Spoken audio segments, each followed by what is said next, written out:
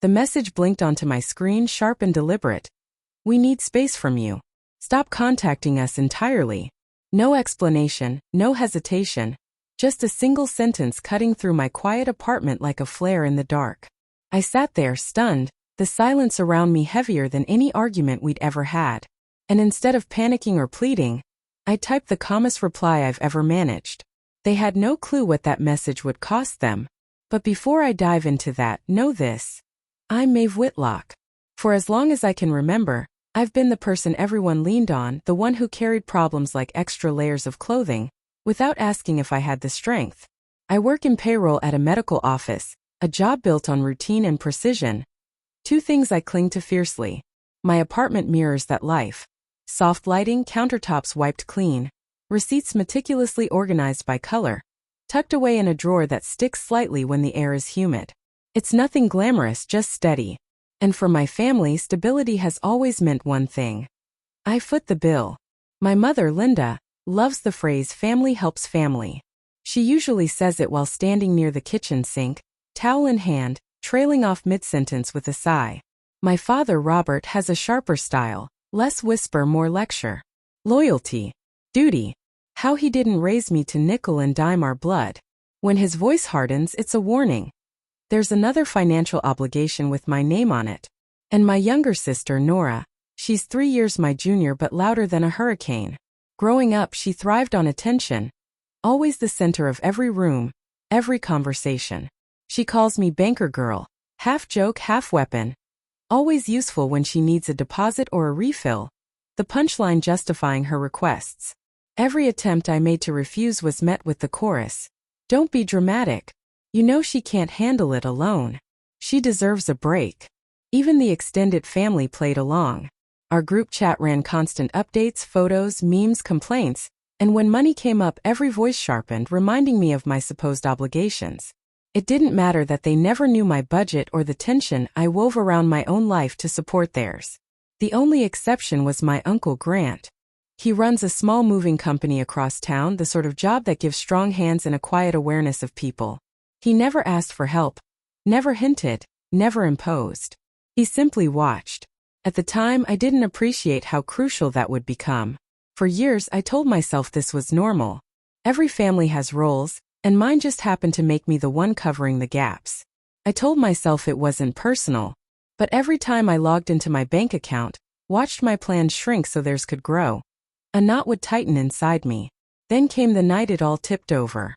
That text arrived, the one that didn't feel like communication but a slammed door. The days before it had been strange, subtle shifts I couldn't name. Started with Nora, of course. She showed up at my parents' apartment in a brand new coat, tag still bent in corners, and immediately launched into a discussion about a safer apartment she'd found across the city. She didn't look at me. She didn't need to. You'll cover the deposit, right? She asked, scrolling through her phone as if placing an order for dinner. I said no. Quietly. Calmly. The way I had rehearsed in the mirror. My mother froze mid-task, dish in hand. My father drew in a slow, disappointed breath. That was enough. I became the selfish one instantly. Nora didn't flinch. Banker girl, she said, smiling like it was a private joke I wasn't in on. It's not that serious. I left early, sitting in my car with the heater humming, wondering why setting a boundary felt like a crime. The real blow hit 2 days later. My office phone rang. I answered, professional and calm, only to hear my parents' landlord cheerfully confirming their automatic deposit renewal. My deposit, not theirs. He thanked me for reversing a late fee I didn't even know existed. Then he continued, mentioning that my parents had given him my work email and schedule, so it would be a good time to reach me. I stared at the blank wall, heat crawling up my neck. They hadn't just taken money.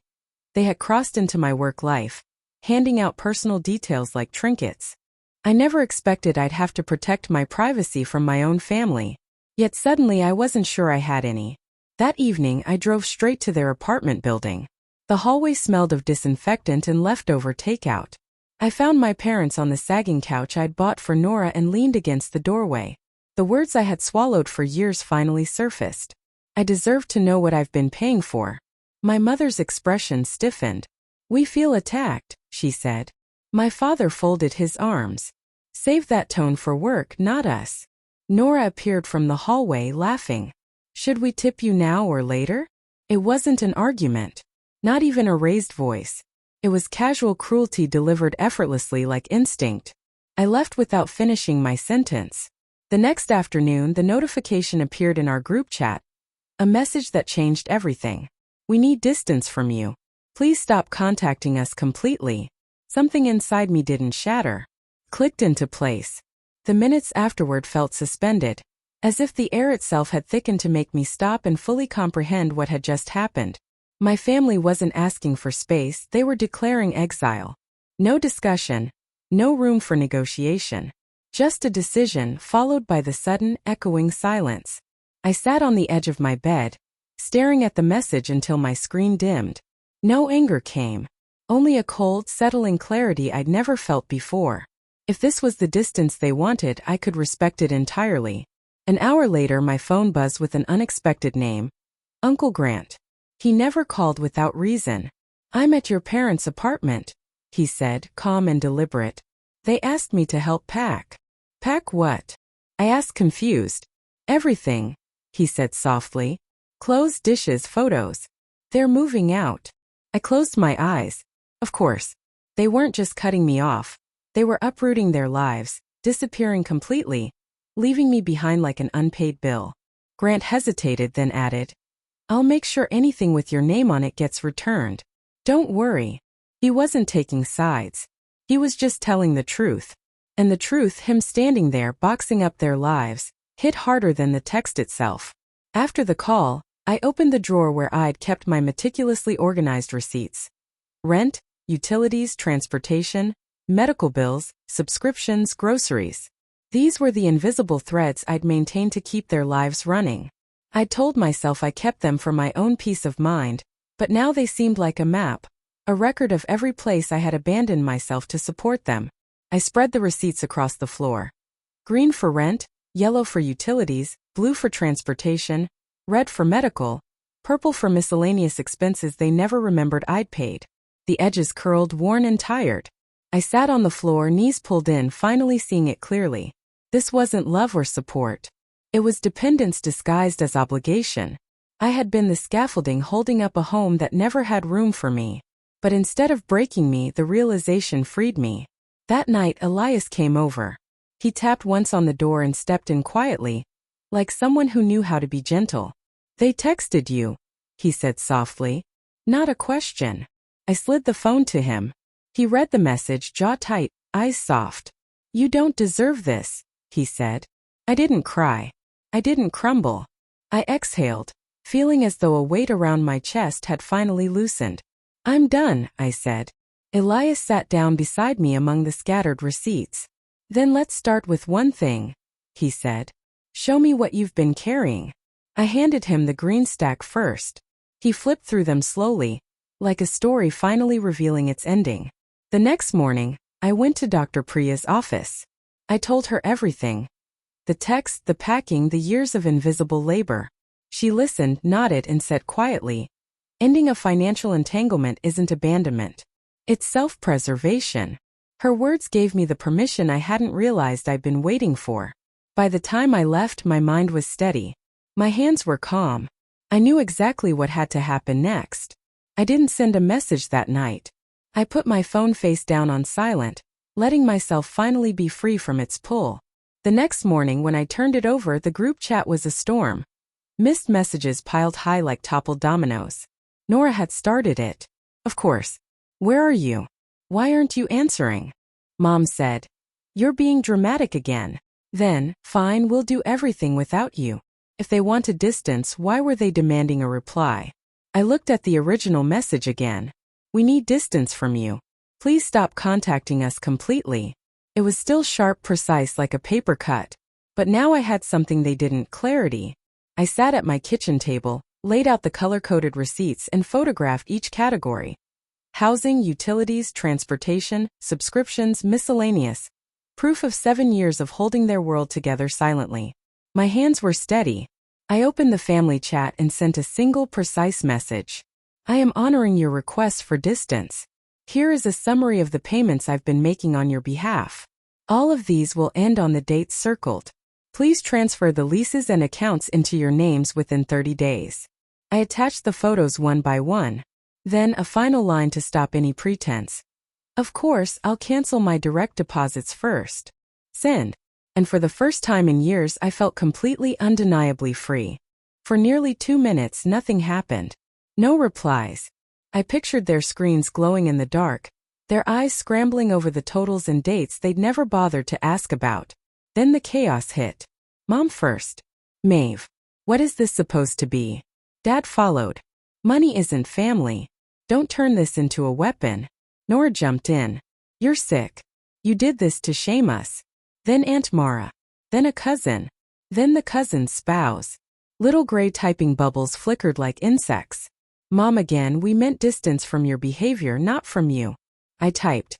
Your message said to stop contacting you entirely. I'm respecting that. Dad sent a long, breathless block of text. No punctuation, just rage spilling everywhere. After everything we did for you, this is how you repay us. We trusted you with our bills because we thought you understood family. I didn't answer. I'd heard that same guilt dressed in 100 different outfits. Nora shifted strategy. I can't afford to move now. I'll end up somewhere unsafe. If something happens to me, are you happy then? I looked at the message, breathing steady. The usual emotional chokehold. I hope you stay safe, I replied. But I'm not responsible for your choices. Silence. Then call after call, Mom, Dad, Nora. Ringing until I slid my phone to do not disturb. They wanted a crack in my resolve. They weren't getting one. An hour later, a new message, private this time. Grant. I'm dropping off a few boxes tonight. Stuff that belongs to you. They didn't open them. Belongs to me. When he showed up, he stood in my doorway with 3 boxes stacked in his arms, sleeves dusty from moving furniture. They tried to push me to hurry, he said. Told me not to bother with anything that wasn't theirs. But I saw your name on some of these. He set them down carefully. Inside were kitchen towels still sealed, a blender untouched, a router they'd never bothered to install. Things I'd bought for them. Small attempts to make their lives smoother. Tossed aside and left unopened. Grant watched my face. You did so much more for them than they ever gave you credit for, he said. Don't let them twist the story. Something shifted inside me. Not sorrow for losing them, but grief for finally seeing them clearly, without obligation blurring the view. When Grant left the group, the family blew up again. Mom. How could you let him see our private matters? Dad. We'll never forgive the embarrassment you caused. Nora. Hope you're satisfied. You ruined everything. I said nothing. Put the phone down. Poured a glass of water. Drank slowly. Intentionally. Quietly. 10 minutes passed before the messages changed shape. Fury softened into begging, as predictable as tides. Mom. Please don't do this. Your father can't sleep. Dad, I worked my whole life. You owe me respect. Nora. If you stop paying the phone plan, how am I supposed to call work? I replied once. I'm not talking about money anymore. Another lull. Then the family's old script shattered. Nora. I don't get why you're so cold now. I answered. You told me not to contact you. I'm just following your request. This time, no replies. The silence stretched so long I could hear the hum of my refrigerator, the footsteps from the apartment upstairs. Real sounds, present sounds, parts of my life I'd been too overwhelmed to notice. But the peace didn't stay. Just after midnight, the group chat reignited, extended family piling in. Aunt Mara, we didn't expect this from you, Maeve. Cousin Blair. This is too much. Another cousin. Families sacrifice for each other. Why can't you? I didn't respond. Instead, I dropped a simple document.